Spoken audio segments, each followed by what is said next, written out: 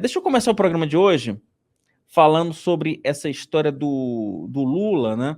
Hoje a cúpula das Forças Armadas teve uma reunião com o Rui Costa, da Casa Civil, né? O ministro-chefe da Casa Civil. Coloca na tela, por gentileza. Enfim, para falar um pouco sobre esse processo de modernização das Forças Armadas, né? Na semana passada, gente, o Lula ele fez um comentário associando os atos de 8 de janeiro a uma certa leniência de integrantes das Forças Armadas, né? Principalmente aqueles que estavam lá no Palácio do Planalto. Pois bem, hoje o Rui Costa fez uma reunião com o Múcio Monteiro, o ministro da Defesa e os comandantes das três forças, né, do Exército, da Marinha e da Aeronáutica. Pelo que nós apuramos, nessa reunião, né, o governo Lula já sinalizou com os militares que eles vão fazer, que o governo Lula vai fazer uma recomposição de orçamento, que era uma demanda antiga já dos militares, tá? Não é uma demanda nova, é uma demanda antiga. Durante os 4 anos de governo Bolsonaro, os militares reivindicavam, né, uma suplementação orçamentária tanto para projetos como o submarino e os caças da aeronáutica e alguns blindados. Então, hoje o governo sinalizou que vai ter esse aumento de orçamento, né? Sinalizou com essa modernização, né, que inclusive o governo já pensa em estabelecer para os militares, autorizar os militares a firmar parceria via PPI, né, via parceria público, né, privada, via PPP, perdão, né, para daí você conseguir, né, atrair esses militares para o governo, né? Por quê? Dentro das Forças Armadas, vários comandantes, generais, eles ainda torcem o nariz para o governo Lula, né? E o que mais se fala nos quartéis é: nossa, eu não vou bater continência para um cara que foi condenado pela Lava Jato, tá? Então, por isso, o governo Lula tenta ali fazer uma sinalização, tenta trazer os militares para a base do governo para ver se eles conseguem aí, na base da chantagem, vamos dizer assim, né? Na base né, na base ali do tomar lá da cá, com esse centrão militar, conseguir aí trazer os militares para ter uma postura um pouco menos, como é que eu diria, para ter uma postura um pouco mais afável em relação ao governo Lula, tá? Eu tô com o Duda lá em São Paulo. O Duda já está comigo aqui na tela? Tá. Oi, tudo bom, Wilson? Boa noite. Boa noite. Duda, pergunta para você. O que você acha? Você acha que vai dar certo essa história do Lula tentar trazer os militares para o seu colo com base a ele no tomar lá da cá, ou essa tática que funciona no Congresso não funciona com os militares? O que você acha, mestre? Então, olha, nos 2 primeiros mandatos do Lula, deu muito certo, porque o Lula, quando ele é eleito em 2002, ele sabia que ele ia ter essa rejeição dos militares por ser um político de esquerda. E ele gastou muito dinheiro nesse mesmo sentido de comprar a subserviência ou o respeito dos militares. Então, você citou os caças da Gripen, isso já foi na época da Dilma, mas teve o submarino nuclear, e teve também, 2 anos depois dele ter tomado posse, ele faz aquela operação no Haiti, né, de paz da ONU. E com isso ele conseguiu agradar os militares. Os militares, nessa questão da ONU, de ir para Haiti, eles foram treinados, eles ganharam salário extra. Então, isso ele conseguiu apaziguar essa resistência que tinha nos militares. Agora, o desafio acho que é um pouco maior, porque realmente a gente vê que nesses protestos teve muito militar envolvido, tem uma suspeita também de uma certa leniência dos militares, e temos também uma questão que pode virar um problema maior para o Lula, que é a Dilma, né? Os militares não gostam nem um pouco dela, e se ele vier a dar um cargo público importante para Dilma, acho que vai ter mais problema aí pela frente. Duda, é isso. A composição não é fácil. E o que eu escutei de militares dos últimos, né? Eu troquei mensagem com alguns militares, né? E o que eles falam é o seguinte: olha, Wilson, eu acho que o Lula está pensando que ele pode comprar todo mundo, né? Não é assim que funciona. Não é assim que funciona. Lógico, existe ali, o Lula aproveita que existe uma divisão ali nas três forças. Isso não é novidade, tá? Durante o governo Bolsonaro isso ficou muito claro, porque existia ali um comando militar, e eu acho que a gente pode ilustrar, inclusive, isso em 2 personagens do governo Jair Bolsonaro, que eu acho que eles são muito simbólicos, para a gente mostrar para vocês o quanto que essa divisão entre, não necessariamente direita e esquerda, mas de uma visão mais pragmática dos militares e uma visão mais ideológica dos militares, ela é muito comum, né? Se você for pegar, por exemplo, no governo Bolsonaro, você teve ali no início o Santos Cruz, né, que inclusive integrou a missão no Haiti, né? Enfim, você sabe muito bem, Duda, e você que acompanha a gente também sabe disso. E você teve nesse mesmo núcleo o general Augusto Heleno, né, que comandou o GSI.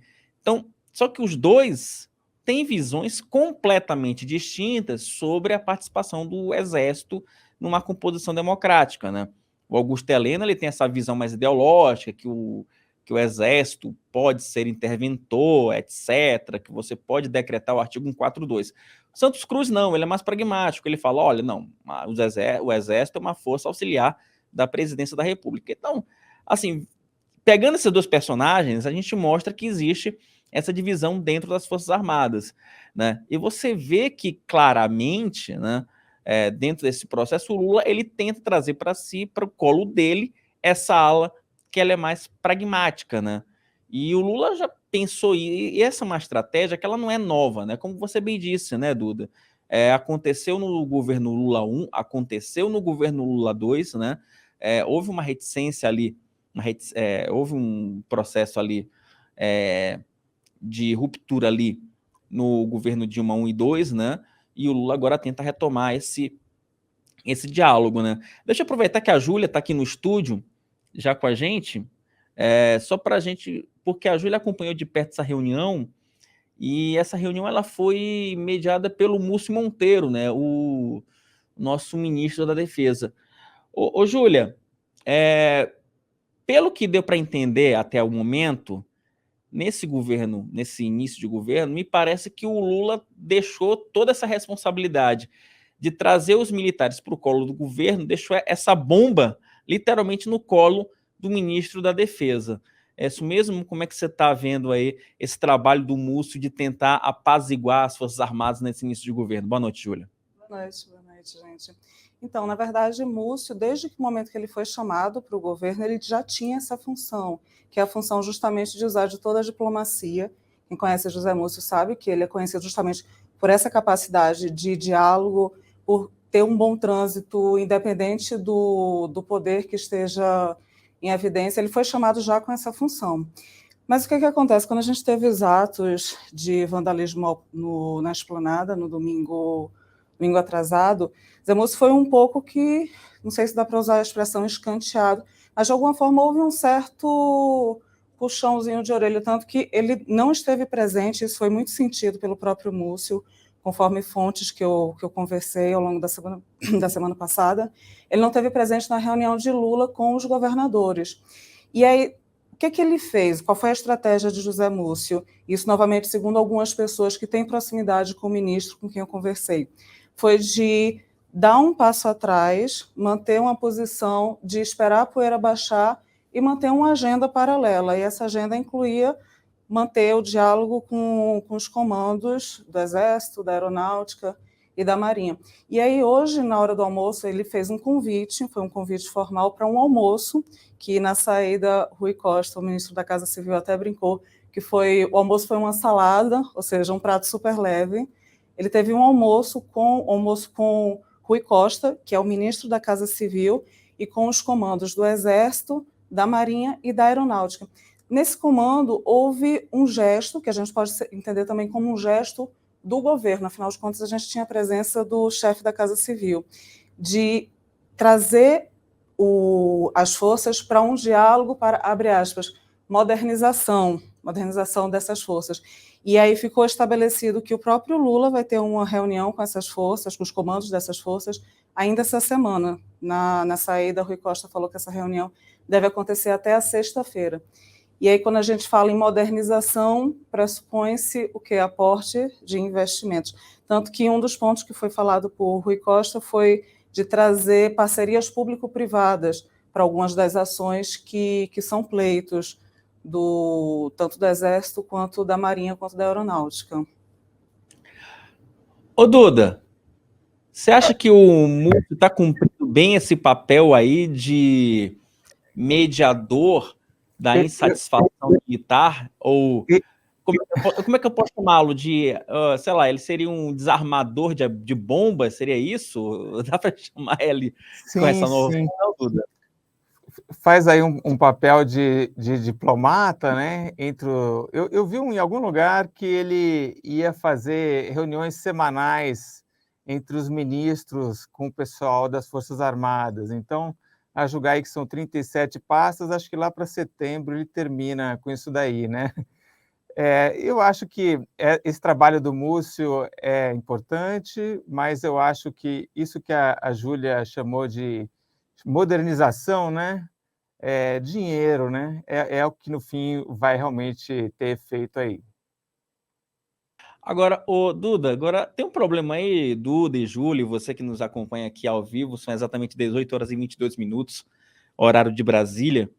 É o seguinte, é que não adianta o Lula querer comprar militares se ele também se ele também não utiliza algumas táticas que os militares não gostam, né? Como, por exemplo, uma faxina no Palácio do Planalto. Coloca aí, por gentileza. Lula dispensa primo de Ustra e mais de 50 militares do GSI, decisão de hoje, né? Desconfiado da colaboração de militares nas invasões às sedes dos três poderes, o presidente Lula dispensou mais de 50 servidores das Forças Armadas que atuavam no GSI. A dispensa coletiva foi publicada hoje no Diário Oficial da União. Conforme descrito, o efetivo foi afastado da coordenação de administração do Palácio da Alvorada, da Coordenação Geral de Administração das Residências Oficiais e da Diretoria de Apoio às Residências Oficiais. Na lista publicada está o tenente-coronel do Exército Marcelo Ustra da Silva Soares, primo do coronel Carlos Alberto Brilhante Ustra, condenado em 2008 por sequestro e tortura cometidos durante o regime militar. Ô, Duda, me parece um pouco que, assim, o Lula também comete... Aí, enfim, quero que você avalie, vamos tentar trazer aqui uma melhor análise, porque, assim, me parece que no primeiro momento o Lula tenta comprar os militares, mas ele comete erros ao voltar a apostar naquela postura punitiva que adotou a Dilma, né? Isso é um ponto que os militares sempre reclamaram, foi que quando o governo Lula instituiu em 2013 a Comissão da Verdade, ali houve uma ruptura completa com os militares, né? Mas me parece que o Lula ele tenta adotar um pouco essa postura, né? Teve essa exoneração e hoje, inclusive, teve um ato de reinstituição de alguns membros da comissão. Como é que você vê isso, Duda? Me parece um jogo duplo ou não? Exatamente, é um jogo duplo, ou um jogo de morde e assopra, ou de oferecer a cenoura para o cavalo e vir com o chicote, né? Ele faz essas duas coisas. Você falou dessas exonerações, o Lula, na época da campanha, ele tinha prometido limpar o governo que tinha 7 mil militares, né? Então, era uma coisa que a gente já sabia que ia dar problema, que ia ter atrito, e, além disso, de tudo que a gente falou, então, dessa possibilidade também de trazer a Dilma de novo, tem as coisas que ele tem dito, né? O linguajar dele. Esses dias ele falou também que os militares não são um poder moderador. O Lula ele deveria ser mais calculista e fechar a boca, fazer o que precisa ser feito. Realmente era um exagero esses militares todos dentro do governo, e fazer isso daí da modernização, né? Eu acho que ele é um jogo duplo, ele pode fazer as duas coisas, mas tem coisas que precisam ser realmente anunciadas e outras ele poderia estar fazendo mais aí em sigilo, né?